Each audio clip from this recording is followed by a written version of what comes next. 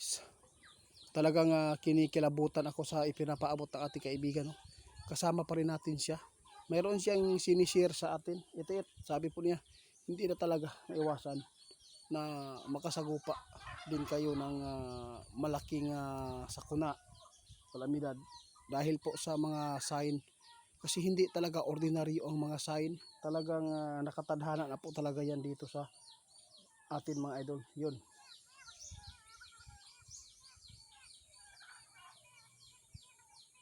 Ito ang sabi ng ating kaibigan, mga idol. Yung nangyari na pagyanig ngayon sa 7.4 magnitude sa Japan, naalala niya yung ipinapaabot po niya na mayroon silang nakita na kulay dugo at hugis dragon. Ito pala ang isa din sa sign, mga idol, na magkakaroon ng malakas-lakas na mga sakuna. Sana ay walang buhay na namatay, mga idol, no?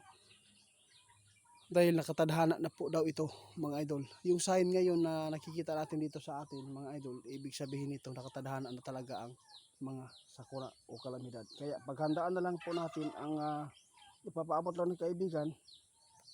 Kung mga lugar po na malapit sa dagat o bulkan, yun po ang dapat ninyo mapanood ngayon, kaibigan. Ito po, sabi ng ating kaibigan, kailangan po talaga yung mga nasa malapit sa dagat at bulkan, kailangan lumayo-layo kayo, kasi hindi po ninyo alam na posibleng matamaan kayo ng malakas na putok at paglaki ng dagat.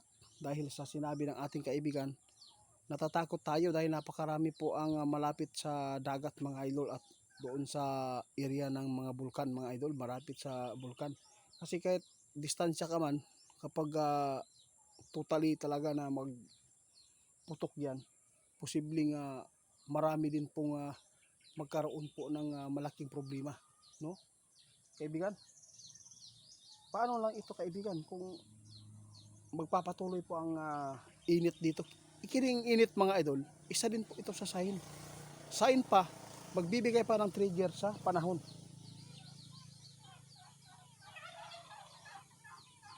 Guys, sabi ng ating kaibigan, sa taong 2026 kailangan po ninyo maging alisto, maging alerto lagi kayo.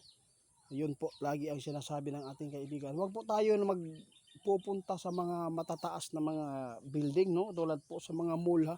Kung pumupunta tayo, kung matapos tayong bumili dyan, hindi na po tayo mag-istifa dyan.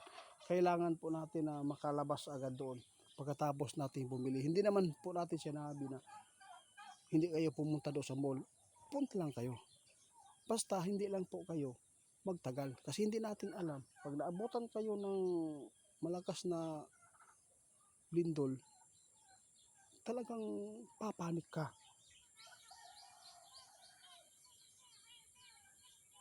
Nakita ng ating kaibigan ngayon, mga idol, talagang itiit malapit na ang 7.2 magnitude dito sa Pilipinas. Grabe, hinulaan na, hindi pa rin kayo makakaiwas itiit dahil sa nakatadhana na, dahil sa ipinapaabot ngayon sa himpapawid at sa karagatan. Ito na po, mga idol, mangyayari talaga. Noong panahon na tayo ay maliit pa, wala tayong nakikitang mga sign, mga idol, at hindi po talaga totally na yanig lagi. Sa ngayon, tumatagal at tumatanda tayo, mas lalong tumatanda ang taon at ang mundo natin. Kaya parang marami talagang mga, kung sasakyan pa, maraming mga sira na. Tingnan po inyo, mga idol, ito nangyayari. Epekto din po ito sa sa kagagawan ng tao, yung mga kalikasan, no? Tama, kaibigan. Hindi lang tao ang tatanda, mga idol, ang taon din tatanda. Kaya ito po ang nangyayari, maraming kumakalog na lupa, no, dahil sa lindol, no, lindol. Tapos yung mga nakikita natin ngayon ng mga sign, kung sa mga bagay pa lang yan, may mga pasa may mga bulok. Parang ganyan lang po mga idol. Para rin itong mundo, para rin tao. Kung hindi mo maalagaan ng maayos, kung abusuhin mo man, posibleng ito ang mangyayari. Tama sa kaibigan. No? Sa lahat po daw ng mga makapanood sa amin na hindi lang po sa kuna ang babantayan natin mga idol ha. Pag-report pala mga idol kay scammer na si Ghost Hunter 88 Fans 2.0 nasa Facebook at sa TikTok. Tandaan po ninyo mga idol, ang mga ipinapaabot ng ating kaibigan. Hindi lang sa kuna ang bantayan natin. Isa na po dito ang bantayan natin, ang digmaan, no? Kasi nagpapatuloy. Ngayon naman may balita na naman na sinirado, na close na naman po ulit ng daanan po sa barko doon sa Hormuz, no? Isinirado na naman ng Iran. Ito hindi na po maganda ito mga idol. Kung magpapatuloy ito, kita ang maapektuhan. Muna giingon, ang tao na gumawa ng kasamaan, talagang masama din po ang maaani sa mga tao. Kaya ingat po tayo mga idol, huwag tayo makalimot. Ha? Alam na po niyo kung ano po ang ibig sabihin natin. Wala tayong dala ngayon na makapangyal, kundi ang panalangin na lang, kaibigan.